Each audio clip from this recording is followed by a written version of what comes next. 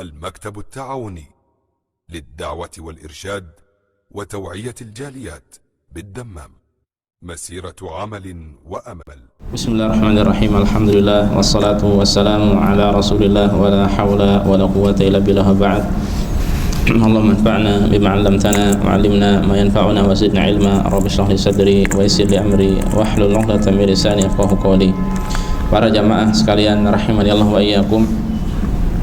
Insyaallah pada kesempatan kali ini kita akan menerjemahkan khutbah Jumat yang baru saja disampaikan oleh Syekh Abdul Wahid hafizahullahu taala.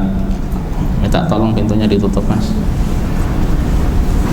Dimana pada kesempatan kali ini inti dari yang disampaikan oleh khatib adalah seputar masalah virus corona yang menjadi wabah dunia. Dan khatib pada khutbahnya menyampaikan beberapa poin untuk menjadi renungan bagi kita semuanya ketika terjadi hal-hal semacam ini ya di tengah-tengah kita. Dan sebagaimana biasa para jamaah sekalian rahimanillah wa iyyakum, setelah khatib memulai khutbahnya dengan pujian pada Allah dan salawat pada Rasulullah sallallahu alaihi wasallam, beliau membuka khutbahnya dengan membawakan sebuah ayat di dalam Al-Quran, yaitu firman Allah Subhanahu wa taala, "Qul la yusibana illa ma kataballahu lana wa maulana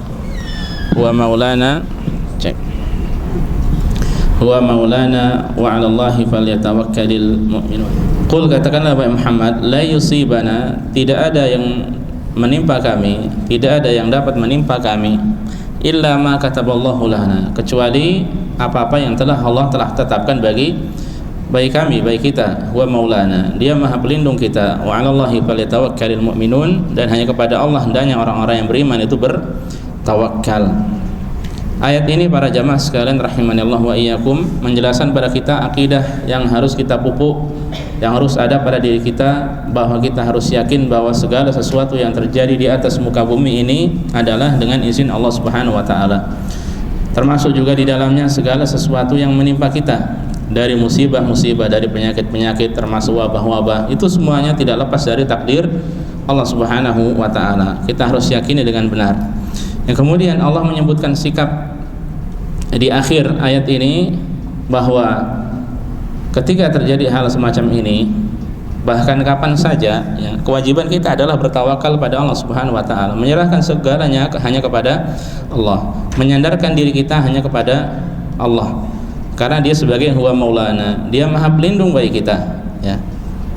Ketika kita sakit, kita mohon hanya kepada Allah ya. Ketika kita membutuhkan sesuatu, kita mohon pada Allah. Kita membutuhkan daya, upaya, kekuatan, semua itu kita sandarkan, kita mohon, kita minta hanya kepada Allah Subhanahu wa taala. Dan termasuk dalam masalah wabah virus corona yang banyak menimpa negara hampir merata di seluruh dunia, ini termasuk permasalahan yang serius tentu saja di tengah-tengah kita ya. Bahkan sebagian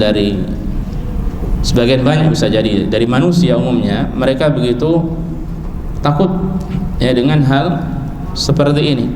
Dan kita orang yang beriman mengembalikan semua itu kepada satu hal, yaitu semua tidak mungkin terjadi kecuali dengan izin Allah Subhanahu wa taala. Dan di sisi yang lainnya, khatib tadi menjelaskan ya, bahwa kematian pasti akan datang kepada kita dengan cara apapun ya. Kematian akan datang kepada kita dengan cara apapun. Ada seorang penyair yang mengatakan, man lam yamut bisayfi mata bi ghairihi, ta'addadatil asbab wal maut wahidu. Siapa yang tidak meninggal dunia, siapa yang tidak mati karena pedang ya, maka dia akan mati karena sebab yang lainnya. Sebab-sebab banyak, tapi rasa mati itu hanya ya satu. Semuanya akan meninggal dunia. Dan lebih baik dari hal ini adalah firman Allah Subhanahu wa taala, fa idza jaa ajaluhum la yasakhiruna sa'atan wa la yastaqdimun. Dan apabila telah datang ajalnya pada mereka, apabila telah datang waktunya, ajalnya pada mereka, maka tidak akan diakhirkan sesaat. Mereka tidak bisa meminta untuk diakhirkan sesaat, atau tidak juga mereka minta dapat disegerakan ya, itu tidak mungkin. Kalau sudah tiba saatnya, ya sudah, pada saat itu ya orang semua akan meninggal dunia, ya, masing-masing sesuai dengan ajalnya. Para jamaah sekalian rahimanillah wa iyyakum, dan berkaitan dengan hal ini kemudian khatib membawakan beberapa hal, ya, beberapa hal penting, ya. Yang pertama, sempat kita singgung berkaitan dengan masalah corona dan hal-hal yang semisalnya, bahwa penyakit-penyakit seperti ini, wabah-wabah seperti ini semuanya adalah biqadarillah, dengan takdir Allah, ya. Tidak akan seorang itu tertimpa sesuatu kecuali dengan apa yang Allah telah tetapkan atasnya, ya. Oleh karenanya di hadis Rasulullah sallallahu alaihi wasallam, di sebuah hadis beliau mengatakan, wa'lam anna ma asabaka lam yakun liyukhti'aka wa ma akhta'aka lam yakun liyusibaka. Ketahuilah, apa yang menimpamu tidak mungkin luput darimu, dan apa yang luput darimu tidak mungkin akan menimpamu. Ini keyakinan kita. Apa yang kita dapatkan tidak mungkin terlewatkan dari kita. Apa yang terlewatkan dari kita tidak mungkin akan menimpa kita, tidak mungkin akan kita dapatkan. Termasuk dalam hal ini adalah masalah penyakit. Nah, oleh karenanya para jamaah, kita yakin 100% bahwa semua itu dengan takdir Allah Subhanahu wa taala, baik takdir baik atau takdir buruk. Kemudian poin yang kedua yang hendaknya menjadi renungan bagi kita semuanya, bahwa wabah corona, penyakit seperti ini, ya, telah ada sebelumnya wabah-wabah yang menimpa sebagian negara, ya. Di antaranya adalah seperti flu babi, flu burung, SARS, MERS. Demikian pula penyakit-penyakit yang disebabkan oleh virus-virus yang lainnya. Dan seorang muslim itu dia mengambil pelajaran dari apa yang telah lewat, ya.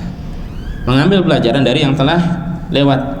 Jangan sampai dia menjadi seperti mainan yang dimainkan oleh orang-orang tertentu, ya.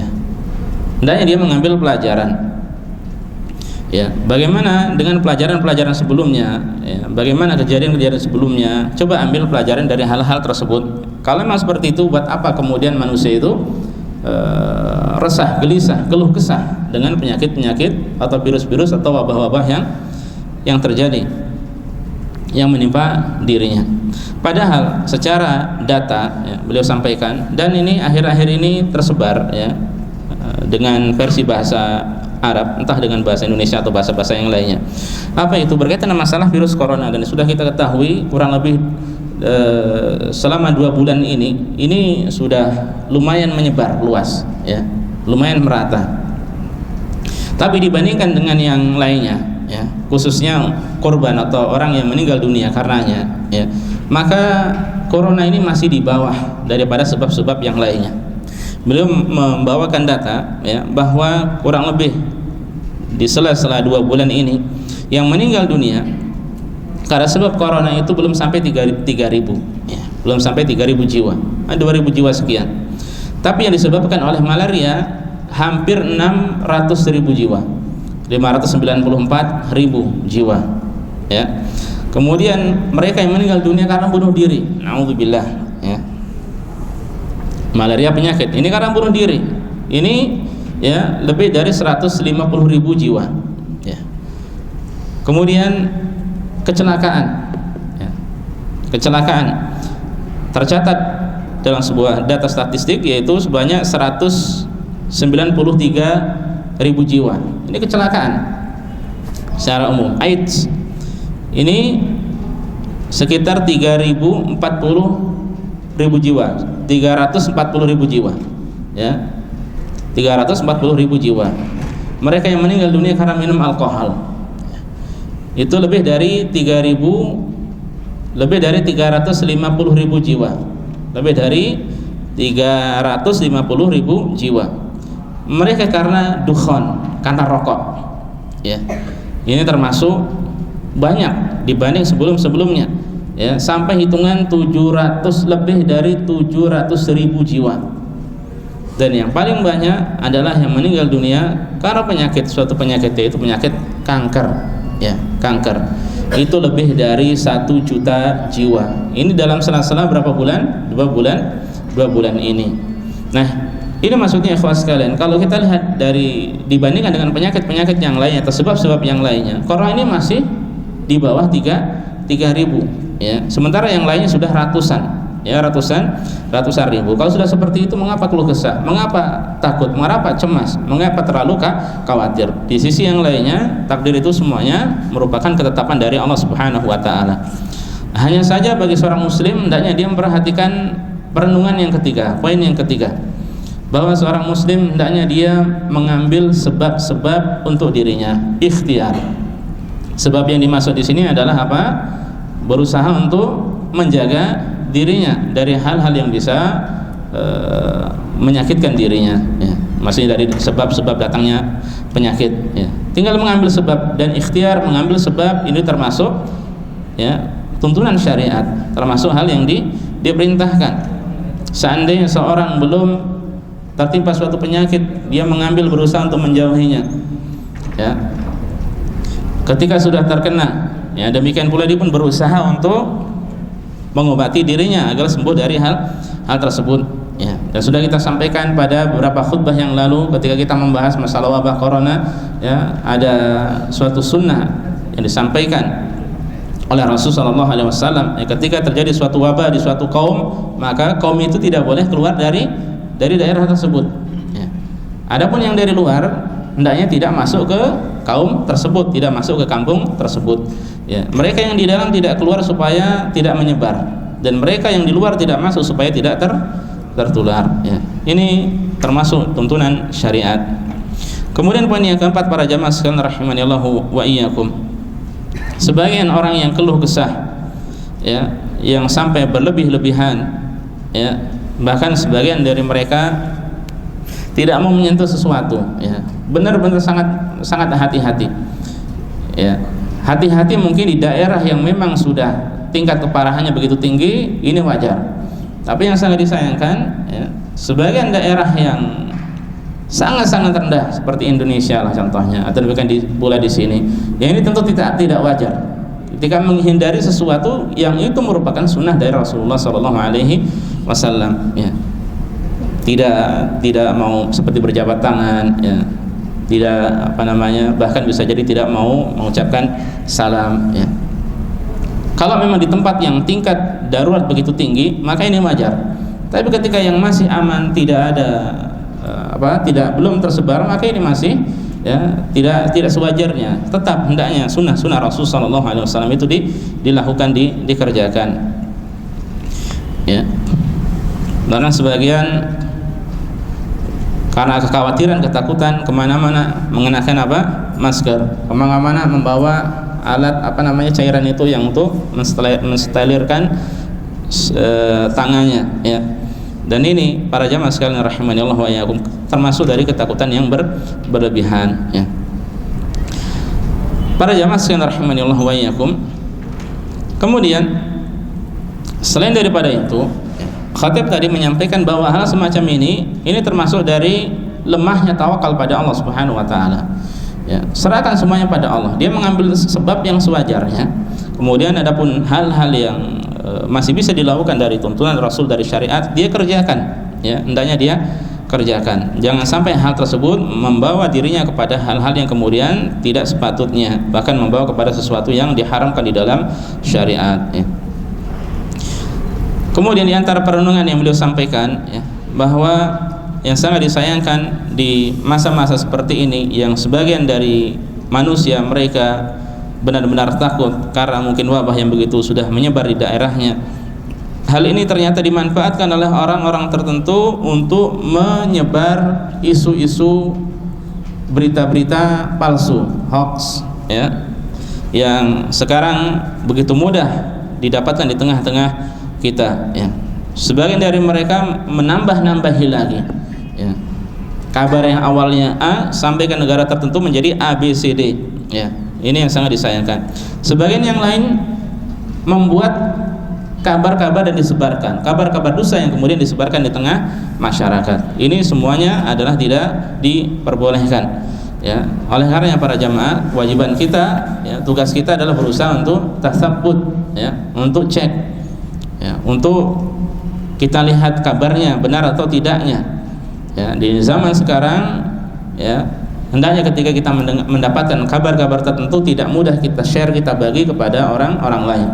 Lebih baik antum tahan daripada antum selanjutnya minta maaf. Dan antum tahu ketika di sosial media menyampaikan suatu kabar, berita, kemudian salah, kabar itu terus liar, ya. Antum sebarkan di satu grup itu akan menyebarkan ke grup-grup yang lainnya. Antum sebarkan di Facebook, kabar yang salah akan disebar, di-share oleh yang lainnya. Seandainya mungkin antum hapus, hilang, di antara mereka bisa jadi sudah apa? Meng-screenshot atau yang lainnya, mungkin di copy paste di wallnya, ya, sehingga akan menjadi liar, ya. Oleh karenanya minta maaf setelah itu tidak mudah, mending ditahan, ya, dicerna, ya, menunggu, tanya mungkin kepada orang-orang tertentu yang sangat perhatian dengan masalah ini, sehingga kabar yang akan dia share, akan dia sampaikan itu benar-benar benar, bukan benar-benar salah. Kemudian para jamaah sekalian rahimani Allah wa iyyakum, sebagaimana khatib juga menyinggung dalam masalah-masalah seperti ini, ya, seorang muslim hendaknya jangan lupa dia hanya mengambil sebab-sebab yang bersifat hissiyah, yang bersifat indrawi, ya, tadi seperti mencuci tangan, ya, membersihkan tangan, ya, mungkin kalau diperlukan mengenakan masker dan sebagainya. Hendaknya bukan hanya itu saja yang dia perhatikan, ya, karena ada sebab-sebab syar'i yang ini begitu manjur, yang ini telah disampaikan oleh Rasulullah SAW. Kita ingat bahwa Islam itu sudah menjelaskan masalah ini, hal semacam ini, sikap kita seperti apa, tindakan kita seperti apa, telah dijelaskan oleh syariat, ya. Oleh karenanya selain tadi, ya, seseorang tawakal pada Allah Subhanahu wa taala, kemudian dia mengambil sebab yang syar'i, jangan lupa, ya, di antara sebab syar'i yang bisa dia terapkan dalam kehidupan kita dalam kehidupannya sehari-hari, dalam kehidupan kita semua sehari-hari adalah dengan merutinkan tidak melupakan bacaan zikir pagi petang. Ini jangan dilupakan. Di situ ada rak buku, di bawah itu ada buku paling bawah. Bagi yang belum punya, ya, silahkan diambil. Di antaranya ada kitab Hisnul Muslim, cari bab zikir pagi dan petang. Silahkan dihafalkan, diamalkan. Tidak hafal dibaca silahkan, ya, zikir pagi petang sesuai dengan tuntunan Rasulullah SAW. Memang ada satu dua yang dhaif, yang lemah, tapi secara umum, ya, sebagian ulama yang lainnya ada yang menguatkan hadis-hadis tersebut, ya. Yang bawah boleh diambil, ya, bukan diambil untuk dikirim ke Indonesia, tapi diambil untuk dirinya sendiri, ya, diambil atau mungkin dari temannya akan yang membutuhkan untuk dikasih, silahkan ambil, tidak mengapa. Ada kitab tauhid, ada kitab apa, Hisnul Muslim, dan ada beberapa kitab yang lainnya. Untuk rak satu paling bawah, insya Allah mungkin nanti atasnya juga itu kita letakkan buku-buku yang antum belum punya, silahkan diambil gratis. Jangan malu, jangan ragu, ya, silahkan diambil. Itu hak antum bagi yang antum belum punya.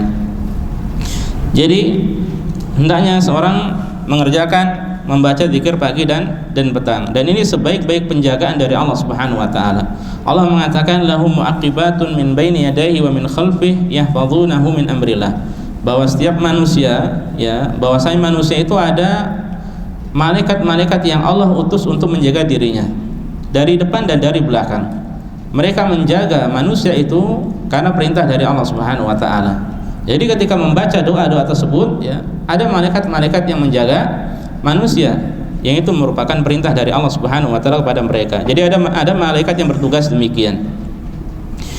Kemudian para jamaah, seandainya seseorang, ya, atau masalah zikir pagi dan petang ini, ya, bisa dibaca pada sholat subuh setelah dia membaca zikir sholat fardu, kemudian silakan dia baca zikir pagi.